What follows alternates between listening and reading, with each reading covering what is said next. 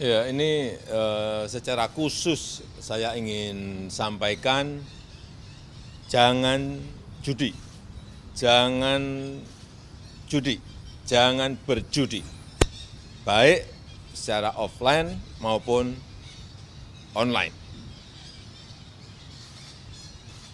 Lebih baik kalau ada rezeki, ada uang, itu ditabung, atau dijadikan modal usaha. Dan sudah banyak terjadi karena judi, harta benda habis, terjual, karena judi suami istri bercerai, karena judi melakukan kejahatan, melakukan kekerasan, bahkan tidak sedikit yang menimbulkan korban jiwa.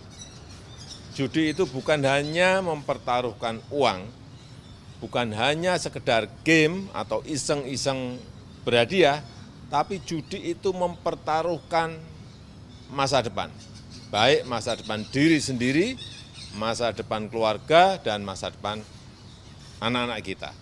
Di sisi lain, pemerintah juga terus secara serius memberantas dan memerangi perjudian online, dan sampai saat ini sudah lebih dari 2,1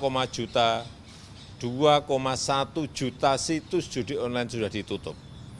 Dan Satgas Judi Online juga sebentar lagi akan selesai dibentuk, yang harapan kita dapat mempercepat pemberantasan judi online.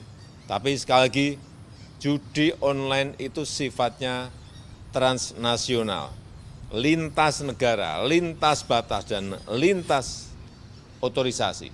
Sehingga salah satu pertahanan yang paling penting adalah pertahanan masyarakat kita sendiri, pertahanan masyarakat kita sendiri, dan juga pertahanan pribadi kita masing-masing.